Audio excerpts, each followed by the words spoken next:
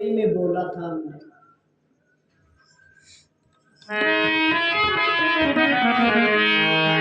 आज भगवान ने कहा अगर जाना ही चाहते हो तो जाओ जाओ, मैं नहीं रोक रहा हूं, लेकिन देवी तुम पछताओगी।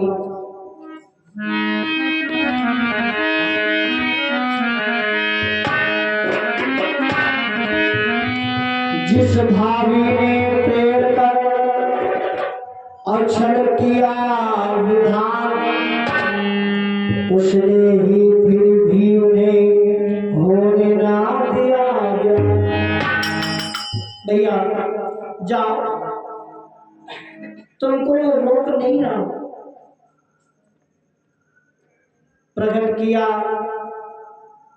विचार किया और प्रकट किया रुद्र और गण को और कहा जाओ भैया ऐसा करो, तुम्हारी माता जा रही है ननिहाल में तो उनके साथ चले जाओ। रुद्रगण आज माता सती के साथ में कंकड़ देश को जाते हैं, राजा दक्ष प्रजापति के यहाँ। आज दक्ष प्रजापति के यहाँ कंकड़ देश को जाते हैं। अब भैया धीरे धीरे जब चलने की तैयारी बनी तो सती जी बहुत मन ही मन प्रसन्न कि महाराज जाने की इजाजत दे दिए। अब हम प्रसन्नता के साथ में जाएंगी, अब हमको कोई प्रकार का भय नहीं। अब भैया माता सती चल देती हैं और साथ में रुद्र और गण दोनों चल देते हैं। और चलते चलते जब कंकड़ देश को पहुंचे, जब कंकड़ देश को पहुंचे तो भैया वहां पर कोई उनसे बात नहीं करी। बहनी देखे उधर मुंह उठे, अरे इनका कोई न्योतो नहीं दिखाई, बिना बुलाए आ गई। बहनी कोई भैया बात नहीं करे सती से। लेकिन एक माता ऐसी होती है जो बिटिया चाहे कैसी भी हो, लेकिन संतान चाहे जैसी भी हो, माता की आंखों में ममता होती है। माता अगर पुत्र या पुत्री को कोई प्रकार का दुख होता है तो माता को सहन नहीं होता है। माता ने देखा हो मेरी पुत्री जा करके और गले से लगा लिया, बेटी आ गई, अच्छा हुआ, बड़ा प्रसन्न हो गई। फिर माता सती ने कहा माता ये बताओ, सब जगह पर निमंत्रण दिया गया का हमें भारू रहन हमारे यहाँ निमंत्रण नहीं पहुंचा। तो आज माता ने कहा बेटी मैं क्या करूं, निमंत्रण बांटने का काम तुम्हारे पिताजी का था, तुम्हारे पिताजी निमंत्रण बांटते थे, बेटी मैं उसमें कुछ नहीं कर सकती हूँ। कहा ठीक है। कहा बेटी अब तो आ ही गई हो, अब कोई दिक्कत नहीं है, अब तुमको कोई प्रकार का भय नहीं है। सती बड़ा प्रसन्न है और माता से कहती है यही वार्ता चल रही है और तब तक दक्ष प्रजापति ने देखा वो इसको बुलाया नहीं है फिर भी आ गई। तो दक्ष सती जी यहाँ खड़ी रहे, दक्ष प्रजापति घूम करके गए। इतना बैर भगवान शिव से। और भैया बैर किस चीज का था, बैर क्यों था? एक बार की बात है, एक बार की बात है कि जब राजा दक्ष प्रजापति राजा इंद्र के यहाँ जब अमावस्या के दिन वहां पर सत्संग हुआ करता था, तो भाई सब राजा जितने राजा थे वो जाते थे, जितने देवता थे वो जाते थे। एक दिन ऐसा हुआ कि भगवान भूतेश्वर भोलेनाथ पहले पहुंच गए। देखा वहां पर सब राजा बैठे हैं लेकिन दक्ष प्रजापति नहीं है। तो भगवान शिव ने कहा तब तक मैं क्या करूं, ना हो तो थोड़ी तपस्या कर लूं। भगवान शिव अपना आसन लगाकर बैठ गए और इधर दक्ष प्रजापति आ गए। जितने राजा बैठे थे सभी ने प्रणाम किया, जितने देवता लोग बैठे थे सभी ने प्रणाम किया, लेकिन भगवान शिव ने प्रणाम नहीं किया। क्यों? क्योंकि वो तो तपस्या कर रहे थे। तो इसीलिए दक्ष प्रजापति को नाराजगी हो गई, क्रोधित हो गए कि दुष्ट, अरे सभी लोगों ने हमको प्रणाम किया लेकिन तूने मुझे प्रणाम नहीं किया। जा, आज से तेरा मेरा कोई रिश्ता ही नहीं है। आज से तू ना मेरा दामाद है और ना मैं तेरा ससुर। उसी दिन से भगवान शिव से बैर मानने लगे दक्ष प्रजापति।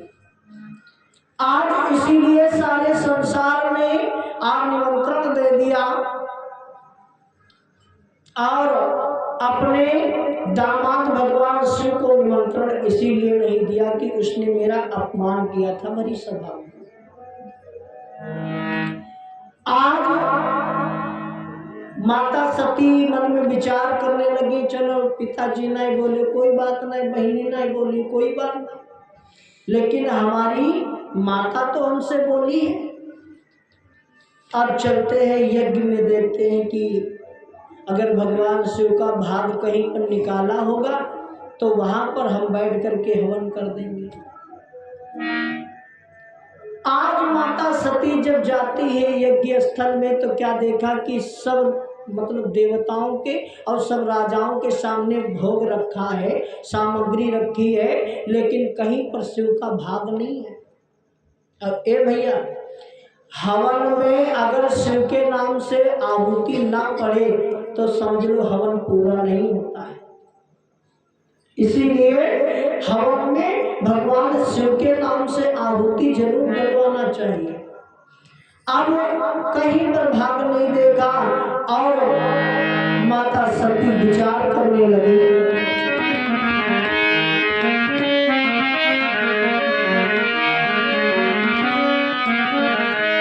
और आज से अंत तक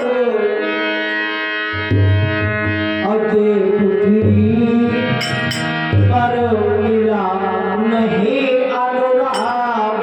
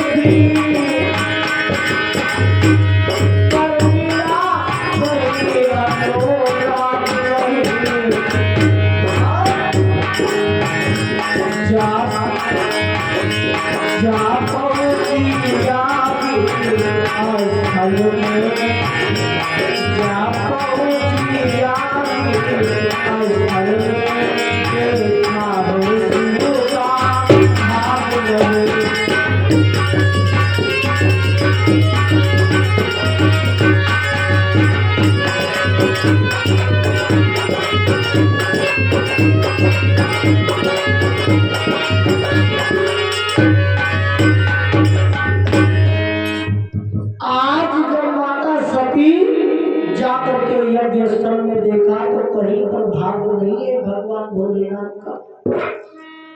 अब माता सती क्रोधित हो गई कि अरे हमसे बैर था लेकिन हमारे पति से बैर बांधते हो। अरे महाराज नहीं बुलाना था तो कोई बात नहीं, लेकिन कहीं पर उनके नाम से भाग निकाल देते, लेकिन कहीं पर भाग नहीं। और रामचरितमानस बालकांड में भी चौपाई लिखी है क्या, और जाई सती का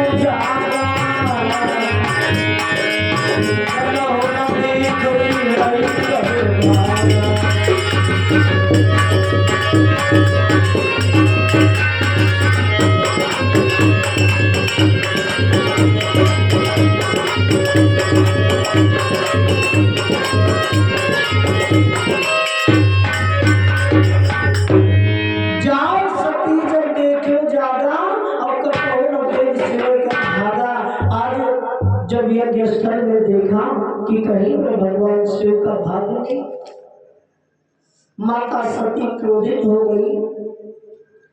आज माता सती क्रोधित हो गई कि अरे कम से कम हमारे पति देव का तो कहीं पर भाग निकाला होता। ठीक है, आज जितने वहां पर राजा महाराजा बैठे हुए थे, जितने साधु संत बैठे हुए थे, जितने देवता वहां पर बैठे हुए थे, माता सभी को ललकार के कहने लगी, सुनो महाराज,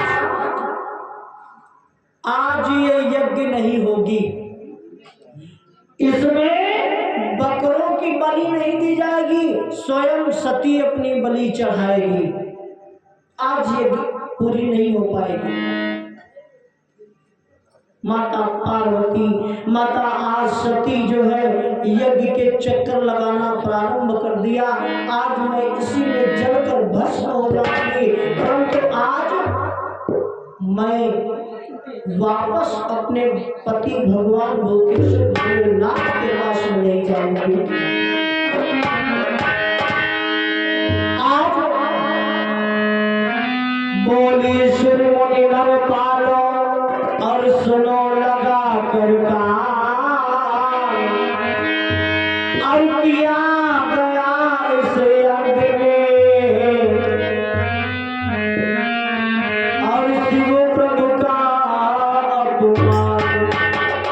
आज इस यज्ञ में शिव भगवान का अपमान किया गया है। और शास्त्र में लिखा है कि अपने पति, अपने भगवान और अपने पिता की निंदा सुनना 100 गैयों की हत्या के बराबर होता है। और अपनी हर बसो हरो निंदा का और सुनो लेना जिसे गवारा है।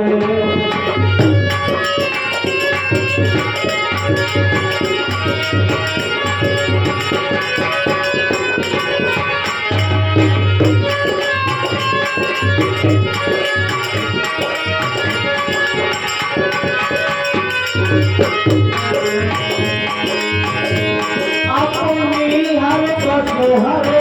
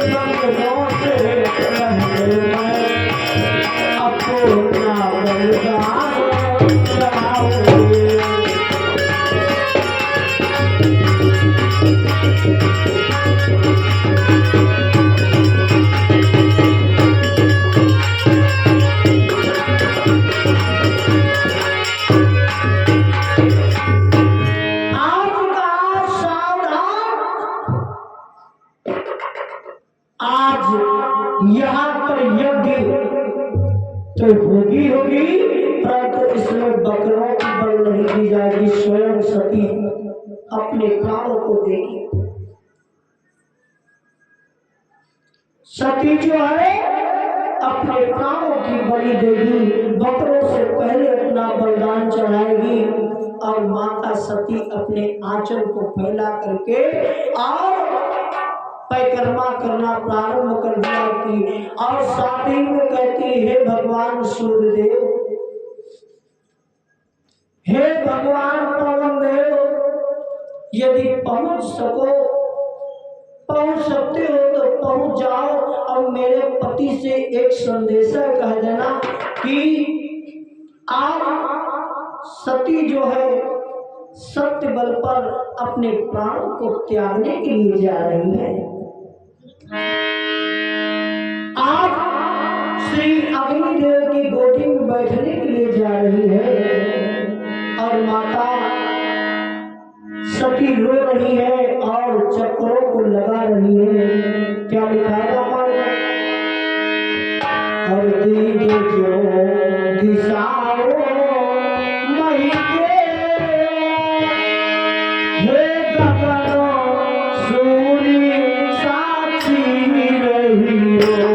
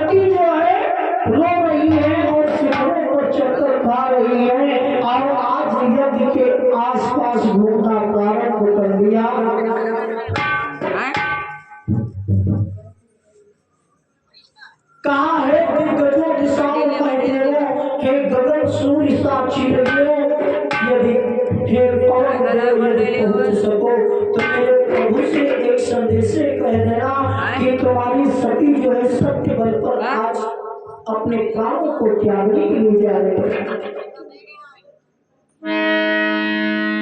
माता सती आज रो रही है और अपने आंचल को फैला करके चक्कर खाना प्रारंभ कर दिया। चक्र लगाना यज्ञ के प्रारंभ कर दिया। कहा है विधना, इतना कह देना कि मेरे पति से कि तुम्हारी सती जो है सत्य बल पर अपने प्राणों को त्यागने के लिए आज जा रही है। तुम्हारी सती, भगवान इतनी कृपा करना कि तुम्हारी सती जहां जहां जन्मे लेकिन तुम्हारी पत्नी ही बनी, तुम्हारी पत्नी बने। आज माता जो है एकदम से झड़ाम से यज्ञ स्थल में गिर गई, हवन कुंड में गिर गई। बोलिए शंकर भगवान की। बैठे लोग